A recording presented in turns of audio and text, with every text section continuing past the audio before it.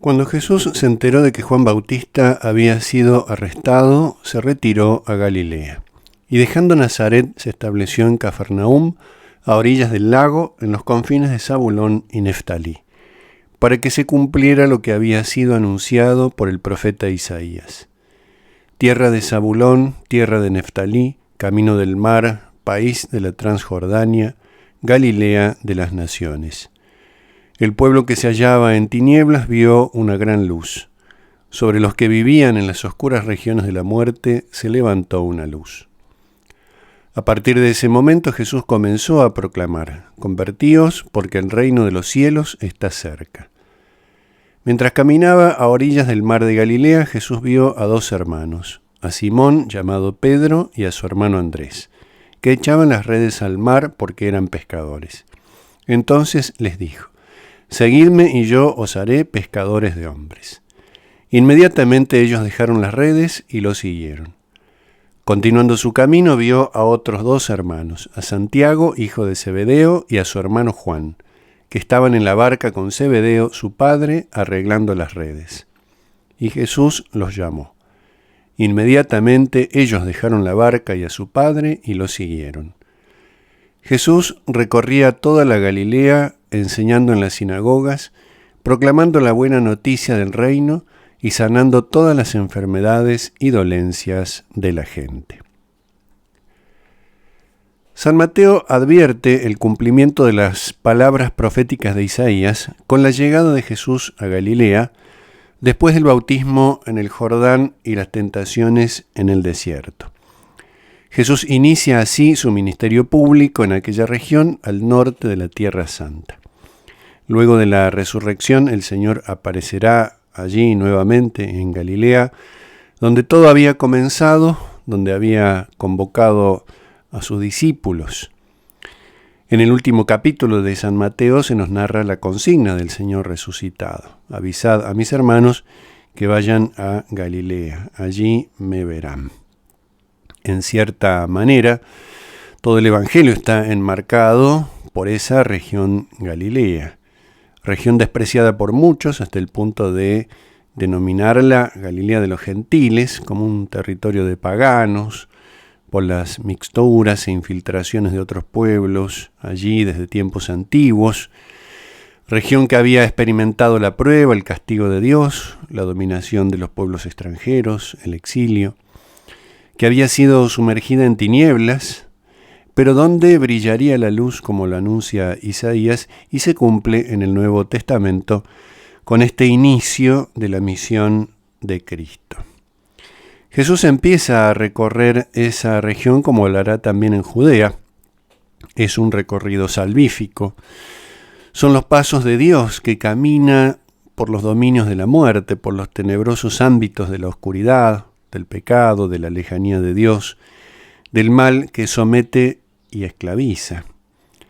Y comienza a resplandecer su luz.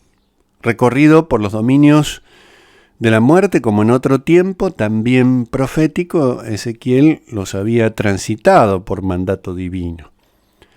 Nos dice en el capítulo 37, el libro de Ezequiel: «La mano de Yahvé fue sobre mí, y por su espíritu Yahvé me sacó y me puso en medio del campo, el cual estaba lleno de huesos.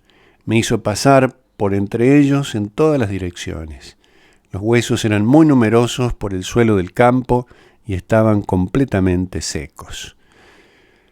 Huesos secos, sin vida, sin posibilidad de vivir, pero que resurgen de la muerte por el poder de Dios. La sequedad del pecado es mayor todavía, más profunda, más radical, menos reversible, incluso que la de aquellos restos inertes. Pero Jesús recorre la Tierra Santa y mira y llama. Su palabra convoca a la humanidad a que participe del reino de los cielos, de ese reino que ha llegado con Cristo Rey. Quien es el camino recorre las orillas del mar, quien es la luz mira y contempla, como un acto de elección y de amor a quienes serán sus discípulos. Quien es la palabra, el verbo de Dios, los llama, los hace suyos, los convoca, provoca en ellos como gracia el seguimiento, la respuesta pronta, sin vacilaciones, sin dudas. Seguimiento que no es un mero caminar con Él, que no se circunscribe a aprender ciertas doctrinas y a practicar determinadas obras. Seguirlo es ser uno con Él, como el Padre y el Hijo y el Espíritu Santo son uno. Padre Santo, nos dice Jesús en el capítulo 17 de San Juan, cuida en tu nombre a los que me has dado para que sean uno como nosotros. Jesús reiterará después de la resurrección aquella palabra tan significativa a Pedro, sígueme.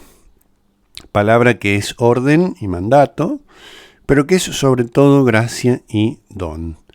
Palabra que causa lo que significa, una vez que Pedro comprende que por sus propias fuerzas nada puede, que negó a Cristo, y que a partir de ese momento también junto al mar lo seguirá hasta la muerte y así hasta la vida. La figura del mar tiene mucho relieve en esta escena del llamado apostólico, hasta el punto de que esa misión se identifica con la pesca, no ya de peces, sino de la humanidad sumergida en tinieblas. Los apóstoles quedan así perfectamente asociados a la obra redentora. La profundidad del mar, su oscuridad, su fuerza, lo inaccesible de su hondura, cobra importancia simbólica como ámbito de los enemigos de Dios, del dominio del pecado. Al ser sacado de las profundidades, el hombre muere, pero recibe una vida nueva. Muere al pecado y recibe la vida nueva de la gracia. Pues el que está muerto, nos dice San Pablo en la carta a los Romanos, queda librado del pecado. Y si hemos muerto con Cristo, creemos que también viviremos con Él.